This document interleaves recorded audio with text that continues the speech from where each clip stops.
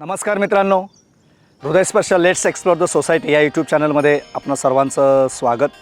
आपल्या कृपा आशीर्वादाने या चॅनलची ग्रोथ दिवसेंदिवस वेगानं होते.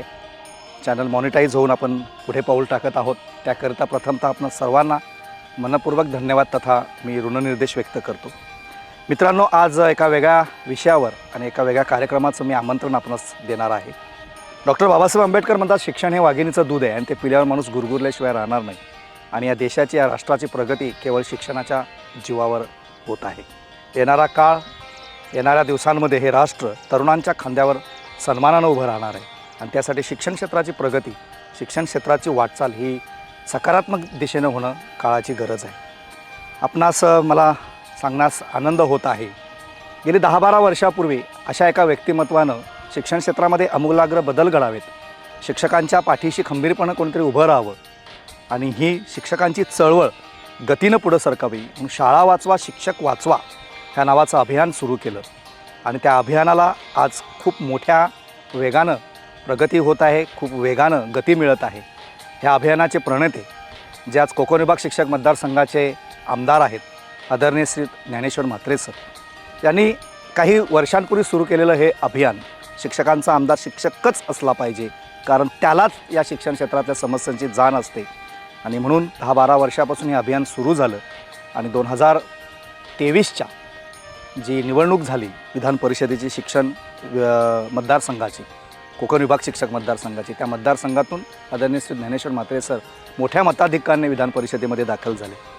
आणि हळूहळू खऱ्या अर्थानं शिक्षकांच्या पाठीशी खंबीरपणे उभं राहणारं एक नेतृत्व आपल्यास उदयास आलं. आणि त्यांच्या माध्यमातून आज केवळ या कोकण मतदारसंघालाच नव्हे तर महाराष्ट्राला किंबहुना देशाला शिक्षकांचा आमदार कसा असला पाहिजे याचं छानसं मूर्तिमंत उदाहरण पाहायला मिळालं.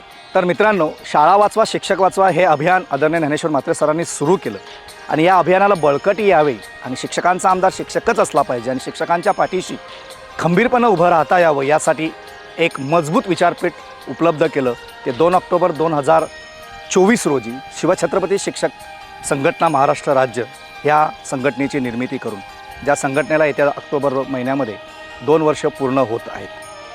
आणि मला सांगायला आनंद होतो आहे की केवळ मतदान प्रक्रिया आणि मतदार ही भूमिका डोळ्यासमोर न ठेवता, मग तो प्राथमिक शिक्षक असेल, समग्र शिक्षा अभियान असेल किंवा प्राथमिक शिक्षण विभागामध्ये कंत्राटी पद्धतीवर काम करणारा शिक्षक वर्ग असेल किंवा शिक्षकेतर कर्मचारी असेल, अशा विविध संवर्गाच्या समस्या सोडवण्याचं काम आदरणीय ज्ञानेश्वर म्हात्रे सर यांनी या आमदारकीच्या 3 वर्षाच्या कालावधीमध्ये केलं.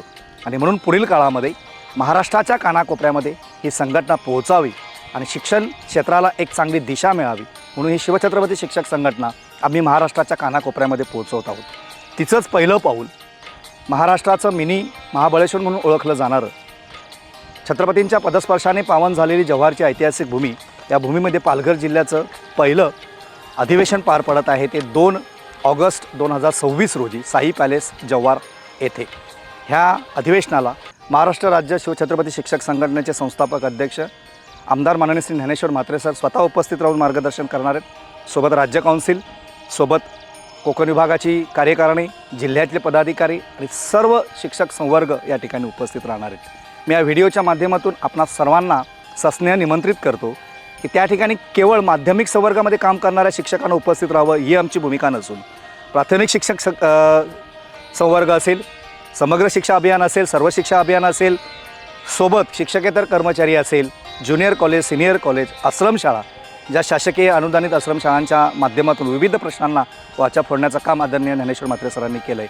म्हणून महाराष्ट्र राज्य शिवछत्रपती शिक्षक संघटनेचा राज्याचा उपाध्यक्ष राजेश पाटील ह्या नात्याने पालघर जिल्ह्यातल्या तमाम शिक्षण क्षेत्रामध्ये काम करणाऱ्या सर्वच घटकांना हृदयापासून मी निमंत्रित करतो की आपण सर्वांनी 2 ऑगस्ट 2026 रोजी सकाळी 10 वाजता साई पॅलेस जव्हार येथे उपस्थित राहून हे पालघर जिल्ह्यातलं पहिलं दुसरं अधिवेशन आपण यशस्वी करणार आहोत.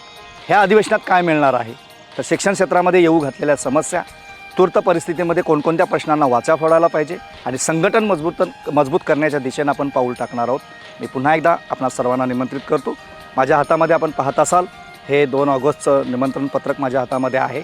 आपण सर्वांनी हे निमंत्रण पत्रक आपल्यापर्यंत सोशल मीडियाच्या माध्यमातून किंवा थेट आपल्या शाळेपर्यंत पोहोचेलच. नाही पोहोचलं तर हेच आमंत्रण समजून आपण सर्वांनी उपस्थित राहावं ही विनंती. धन्यवाद. जय हिंद, जय जिजाऊ, जय शिवराय, जय भीम, जय संविधान, जय भारत. थँक्यू.